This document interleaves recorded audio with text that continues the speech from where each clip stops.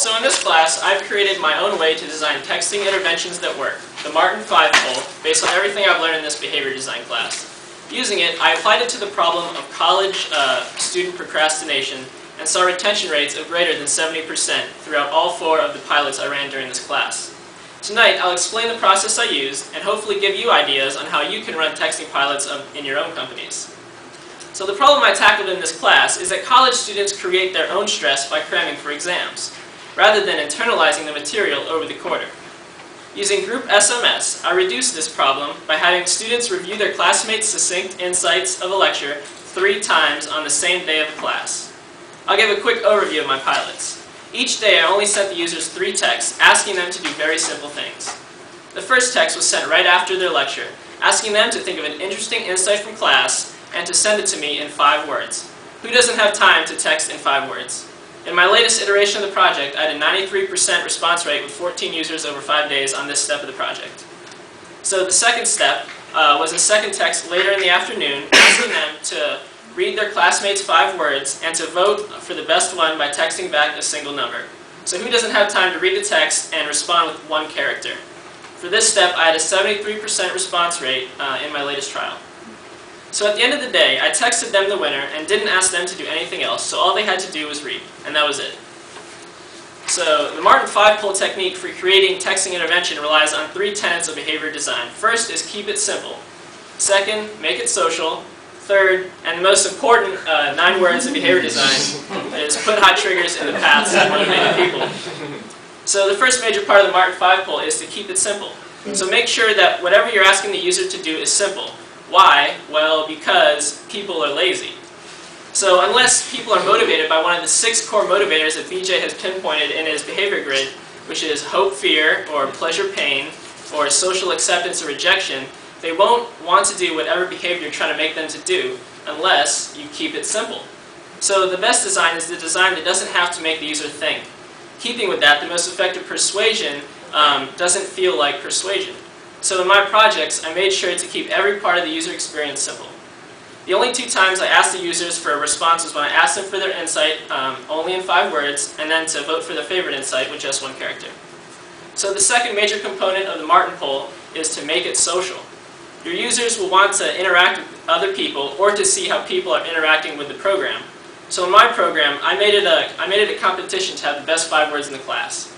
I would aggregate all of the 5-word insights and then send them all back to the users for them to vote on. At the end of the night, I would send a text to all the students congratulating the winner and showing the students the winning text. This acted as an extra incentive to try and win the next class. So making it social increases the motivation in your users. Going back to BJ's 6 core motivators, making it social increases several of them. First, it increases hope for those users who want to win, and pleasure and social acceptance for those that do win. So by making people more motivated to participate in your intervention, you increase participation rates. So BJ told us that the most important 9 words are put hot triggers in the paths of motivated people, and it's an important part of the Martin 5 poll. The key to getting the ball rolling with my pilot was hot triggering the students right after their class. So this is an example of a well-timed hot trigger, sending them a text to do something right when they're most able to do it. So now that you learned about the 3 principles behind the Martin 5 poll, I believe that you can use my methodology in your texting interventions. So I'll give you 2 quick examples of using the Martin 5 poll to increase employee wellness. So first, here's an example on how to decrease employee stress. On Monday morning, send your employees a text asking them in 5 words to text back one way they plan to relax while at work today. So in this slide, we see Valerie responding, do breathing exercises at break. When lunch starts, send them all back 5 arbitrarily chosen responses and ask them to vote on which one they think is the most relaxing one. So in this slide, let's say Valerie chooses number 4, laugh with friends at lunch. Then at the end of the day, text your employees the winning relaxation technique and ask them to commit to trying it out the rest of the week. Maybe right before the beginning of the workday, the rest of the week, you can send them a small, quick reminder to employees about the relaxation technique that they should try out. So it's simple, interactive, and will hopefully start having employees trying out new ways to relax and reduce stress. So another problem we've been told about is about, in the health and wellness space, is about getting people to eat healthy. So here's one way I came up using the Martin 5 poll, is to text your employees in the morning and ask them what's the healthiest food they're planning to eat today. So And then at lunch, send the employees a text with 5 arbitrarily chosen responses and ask the employees to vote on which food they think is the healthiest of the 5. At the end of the day, send them back the winner and ask them to commit to eating that food tomorrow. Maybe at lunch the next day, you can send them a number, a reminder about the food of the day. So I'm not proclaiming that the Martin 5 poll is the best surefire way to create your texting interventions, but hopefully it has given you some ideas and sparked your imagination as to other ways that you can improve your employee wellness. So thank you.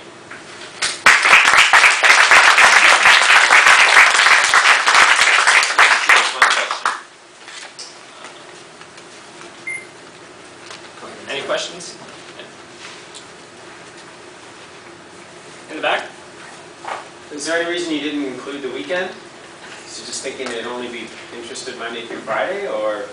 Well, students only have class Monday through Friday. So this was like right after the lecture, I would send them a text like, what was the most interesting part of the class that you just learned? So, I'm sorry, I meant for like the food idea, just to sort of roll it into the weekend. Yeah, you certainly could do this during the weekend, but since this was related to companies, I guess I suppose that maybe people wouldn't want to be bothered with work during the weekend. So. Okay, thank you.